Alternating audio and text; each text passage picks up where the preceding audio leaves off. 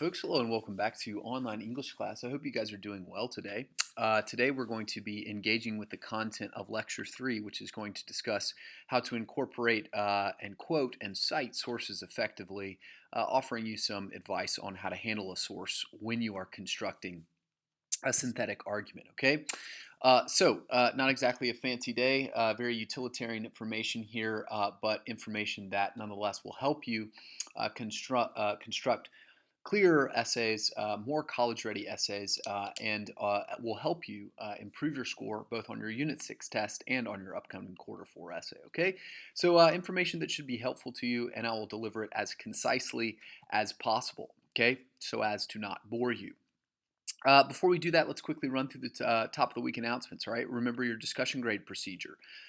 Enough on that, right? You know what to do.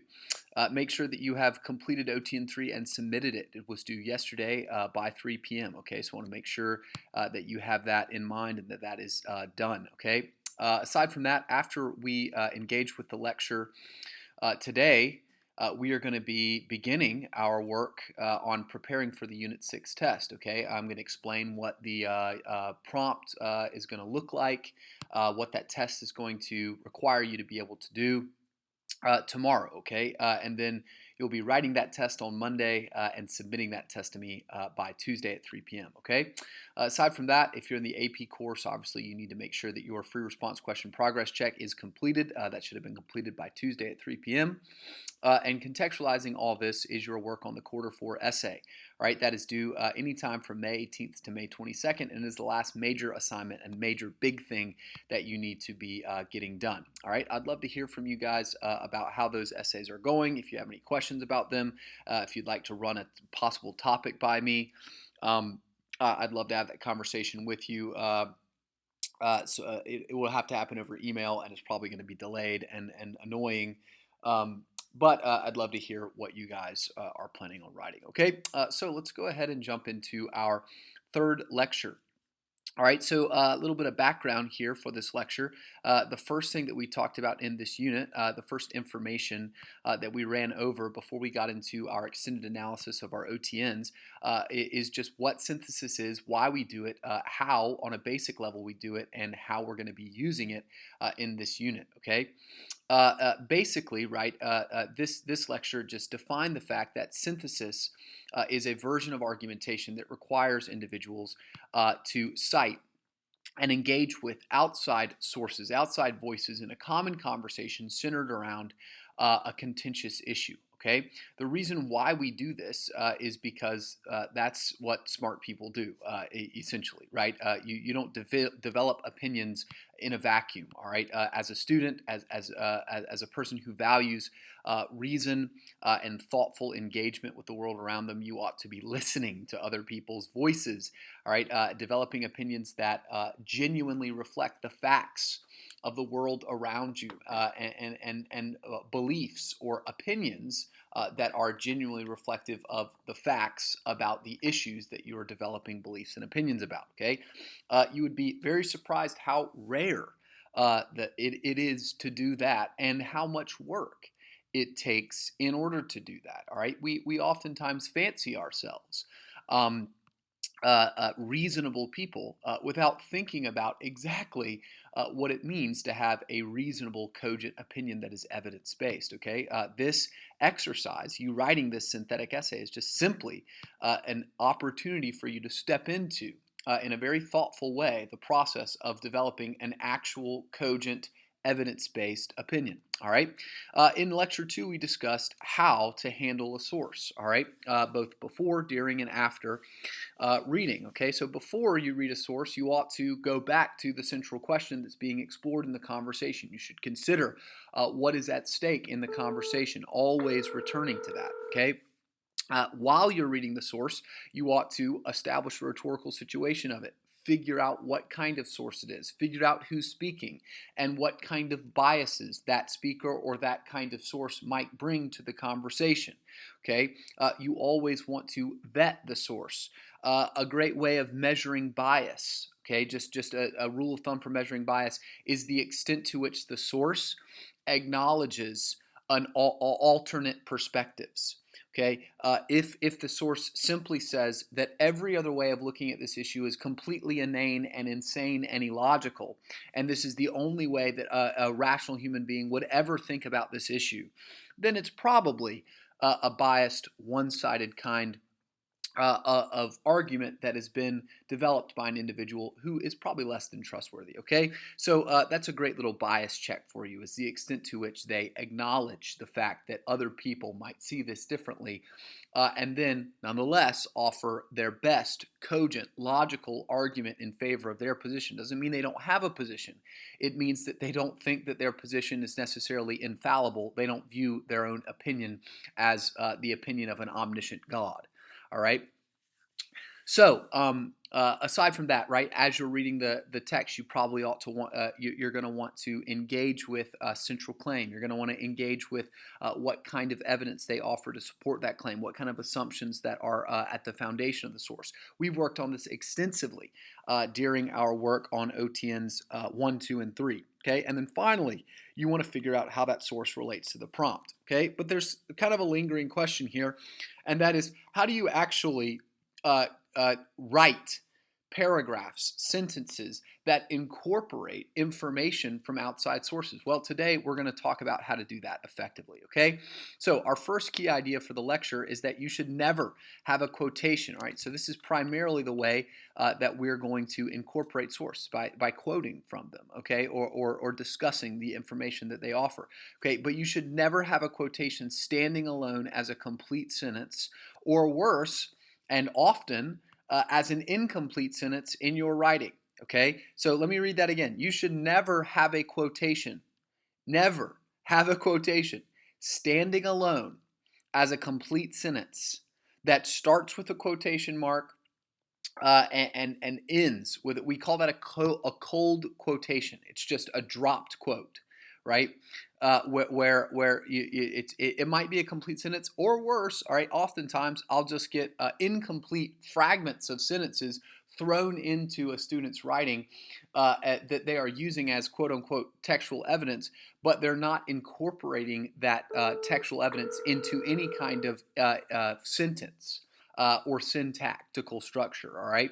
So the quotation, when you do that, seems disconnected and at worst just grammatically incorrect, and it disrupts the flow of your sentences and the line of reasoning that is being developed in your paragraph. Okay, so instead, quotes need to be what we call framed, integrated, and or balanced throughout the essay. Okay, and I'm going to talk about what it looks like to frame a quote, what it looks like to integrate a quote, and what it looks like to balance a quote throughout an essay. Right, and furthermore, these quotations should be properly cited in the text of the essay according to what kind of document it is and the context of the sentence. So we'll be talking about both of those things, in-text citations and quote formatting, throughout the course of this lecture. All right, so the second thing that I want to talk about, right, a specific way, a strategy for incorporating your quotation is called quote framing. All right, so the very basic instruction that I'm going to explain is that you should frame your quote with lead-in phrases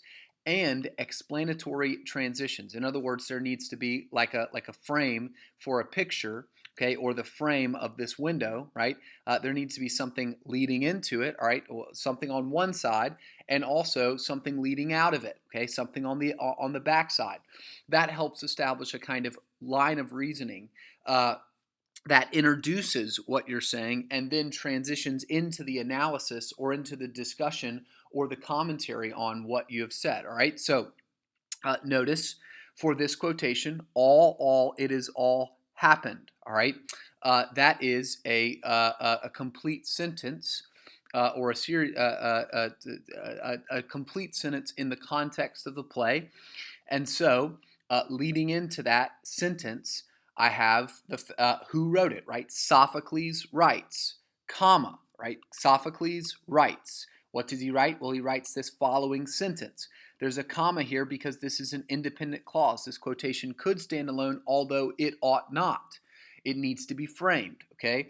So I lead into the frame with Sophocles writes, comma, quotation mark, opening the quotation, all, it has all happened, he screams, okay? Now, notice my citation comes after the exclamation mark, because the exclamation mark is part of the quotation, okay, and but it happens before the period. Okay, and this is the line number that the quotation comes from in the play, because again, for when you're citing a specific line from a specific play, you use line numbers. Normally, you would use page numbers for typical kinds of prose. Right now, notice this explanatory transition. Right after this quoted line, right, I use this explanatory transition in these lines, comma. So that signals to my reader very clearly, all right, that I'm not just dropping this quotation and then moving on. It signals to my reader logically that I'm about to comment on and analyze the significance of these lines within the context of the play. In these lines, Oedipus experiences his moment of anagnorisis as he comes to a final understanding that he is not only guilty of patricide and incest, but that he has dishonored the gods by minimizing their power over justice and truth, by subordinating them to his own ability to see, know, and act righteously on his own. He adds significantly, comma, once again, this frame leads to this independent clause quotation. These are complete sentences. All right. So I separate this complete sentence from this introductory phrase. He adds significantly, right? That introductory clause with a comma. Okay. So this signals to me that signals that what follows is going to be an independent clause, a full thought. It was all true. O light, let this be the last time I look on you. You see now who I am. Now notice, this quotation ended with a exclamation mark, so I included the exclamation mark. But this quotation just simply ends with a period. So I hold off on the period, and I put the period at the end after the parenthetical citation. So abnormal sentence enders, like for instance a question mark or an exclamation mark, they are included in the quotation because they are important for the sense of the sentence. But for a period, a more predictable kind of sentence end, it's simply added at the end of the parenthetical citation, signaling that the sentence is over. Notice also that he adds significantly. That is a reference to, okay, the antecedent of the pronoun he here is Oedipus. So that means that Sophocles has not been attributed in this sentence at all. So in the in-text citation, Sophocles is attributed. Up here, he wasn't. Why? Because he was attributed in the sentence here.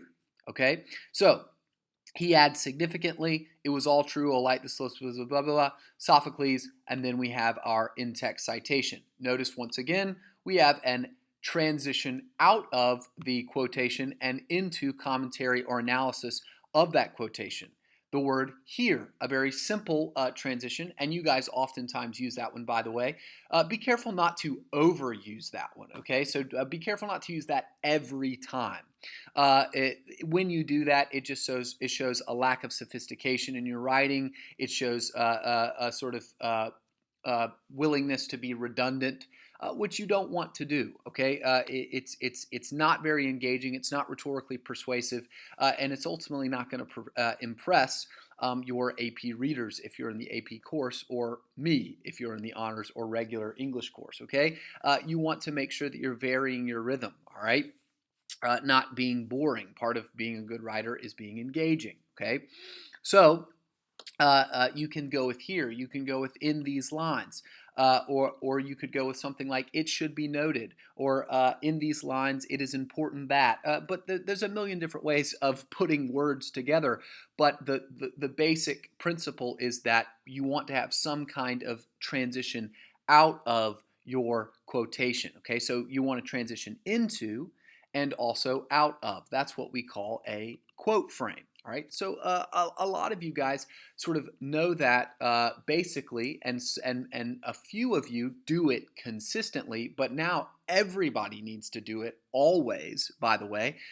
And I'd like for you to think about the ways that you can do this rhetorically.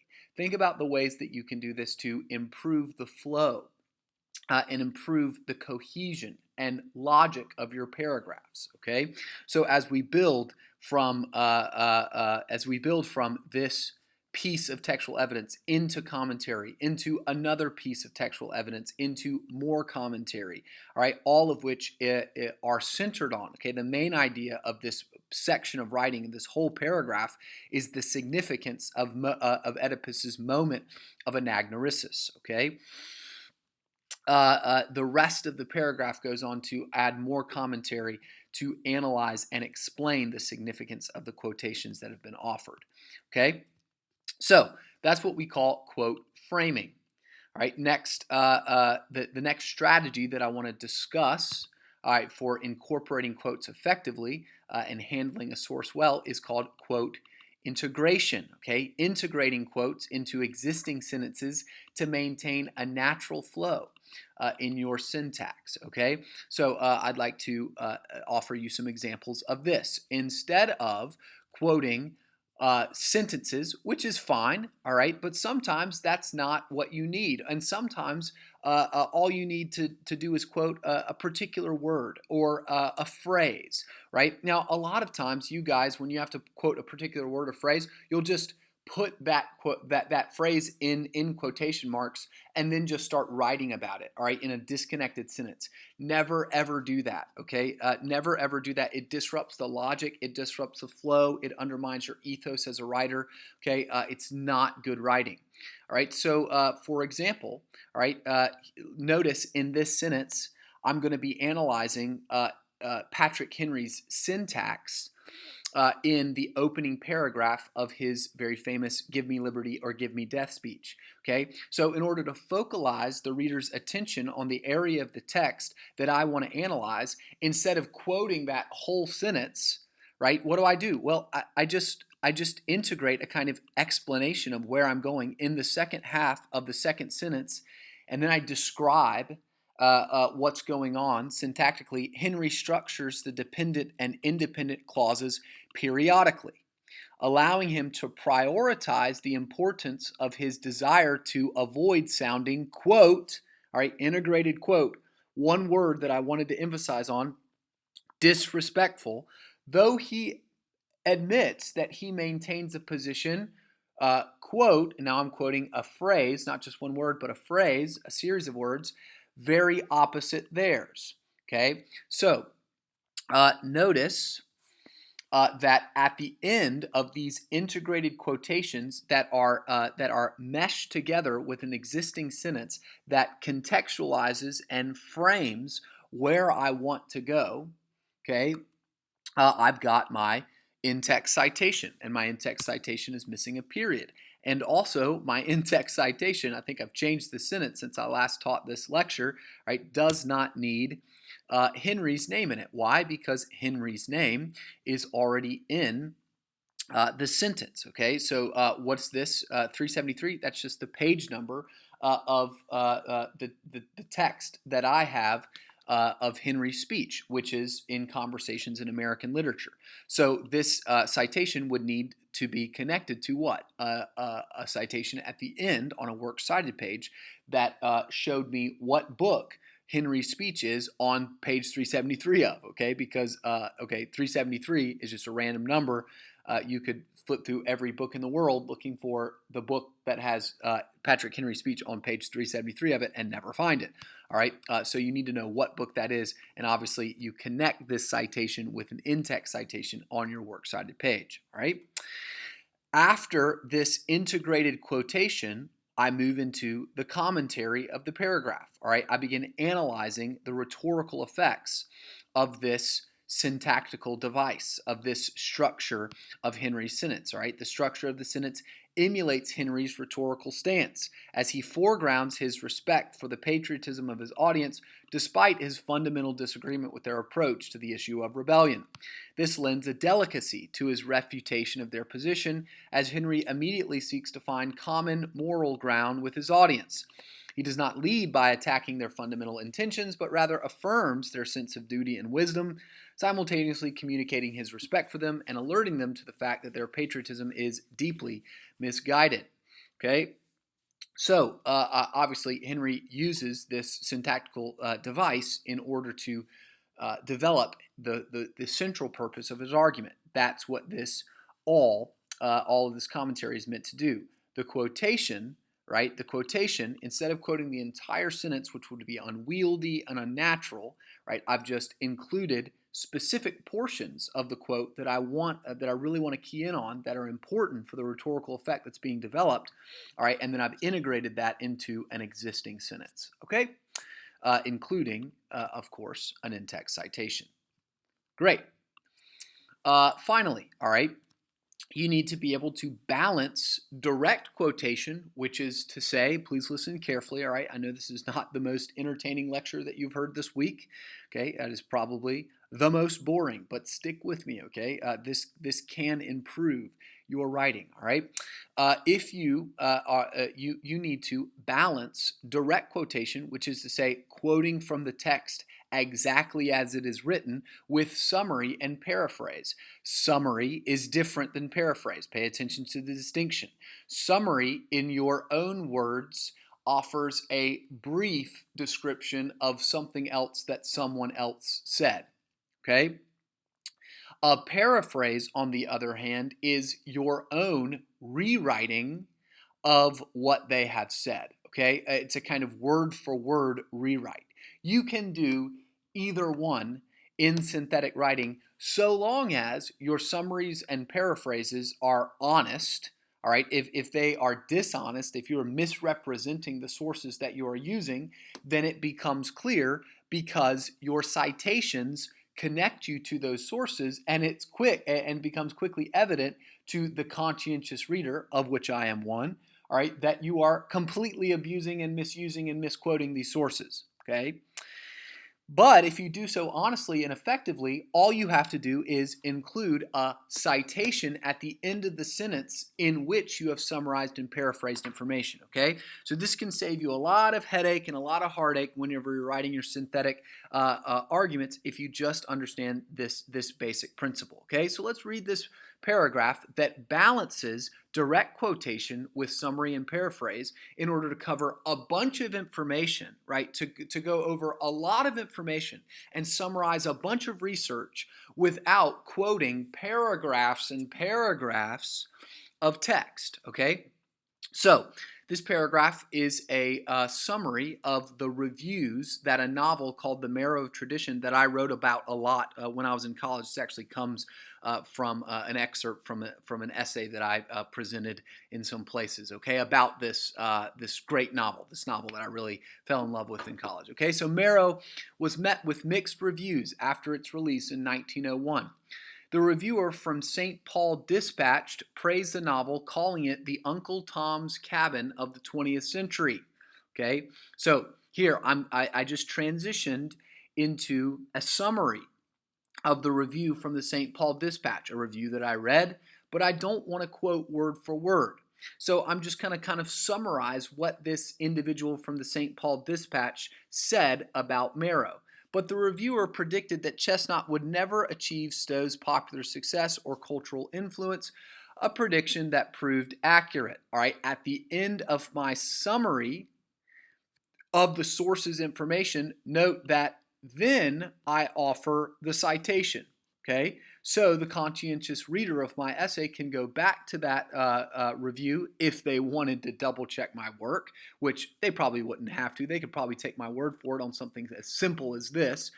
All right, but if they indeed wanted to, right, I need to offer them the opportunity. So I give them a citation that is at the end of my summary of the argument. Obviously, I'm not paraphrasing the argument word for word, but I'm just summarizing what this individual said about the novel as a whole. Chestnut's novel faded into obscurity after collecting a number of negative reviews. On the whole, reviewers criticized the novel's poorly structured plot, flat characters, and overall lack of, quote, literary quality. Okay, so that quotation comes from a man named Howells, a reviewer, a literary reviewer from the early 20th century, and it is printed in a book, all right, about Marrow of Tradition that collected some of its early reviews on page 373, of which I have cited on my extensive works cited page at the end of the essay. Okay, so this little integrated quotation, this little direct quotation, I wanted to add emphasis to, okay, as a kind of representative quotation of the negative things that people said about this novel. Okay, obviously my essay is going to try and redeem and explain the literary quality of this novel, the reason why this novel is excellent as it's sort of brought back into the canon and has begun to receive in the late 20th century and early 21st century much more attention and praise. Okay. Another reviewer, Catherine Glover, a writer from the Atlanta Journal, was acutely offended by Chestnut's depiction of the color line. Glover wrote, all right, so here we have a frame quotation, all right, where I'm going to drop an entire sentence, okay, again, to emphasize Glover's argument. A summary is fine up here because I don't really care that much about this review. Okay, this review slightly more important for my essay, so I've given it a little more time to speak. This review extremely important. All right, so I'm going to give it an entire sentence. Right. Then I go back to Howell's review, calling it a, quote, bitter, bitter novel, a depiction in the South featuring, quote, more justice than mercy, all right? According to the reviewer printed in Newark Sunday News, the novel offers, quote, no hint of a solution to the problem of the color line. The chorus of reviewers concluded that Chestnut's novel was not only poorly written, but excessively harsh and indecisive. Chestnut's sympathetic reviewers were overwritten, and the novel faded into the dark corners of the American canon for over 70 years. Okay, so here, what you should see in this paragraph is just an example of framed, integrated, and balanced quotations. All right, in which I have, according to the impression that I want to drive at, the rhetorical impression that I want to drive at, which basically, all right, is very simple. My rhetoric here is I want to draw attention to the longer quotations. I want to draw attention to the negative reviews given to Chestnut so that I can refute them later in my essay. I want the reader to have read those quotes word for word. And if it's a conscientious reader, as a college professor or a member of a literary conference should be, okay, then they would say, oh, that quotation is probably important. That argument needs to be deconstructed. Okay, so that is all that I have for you today. All right, I just want you to consider the fact that you should never, ever leave your quotations standing alone, that you should always integrate them into the line of reasoning being developed in a paragraph, that you should do so by framing, by integrating, and by balancing your quotations throughout, and making sure that you are properly and effectively citing your sources in the text of your essay. Okay, so on your Unit 6 test, you're going to have to do this. You're going to have to integrate quotations. You're going to have to cite those quotations in your paragraphs. Right? If you do not cite your sources in your Unit 6 test, you will fail. All right, you must cite your sources. Okay, it's a test. What the big no. For a synthetic argument, part of what I'm evaluating is your ability to quote and cite sources effectively, to incorporate sources effectively into your own line of reasoning, your own argument, okay? So that is your responsibility on your upcoming test, and that is a skill, all right, that you need to be able to use and deploy on both your test and your quarter 4 essay, all right? That's all that I have for you today. Make sure that you've mastered these concepts, okay? They are very simple, okay, but they require some conscientious, thoughtful editing of your writing. All right? Have a great day.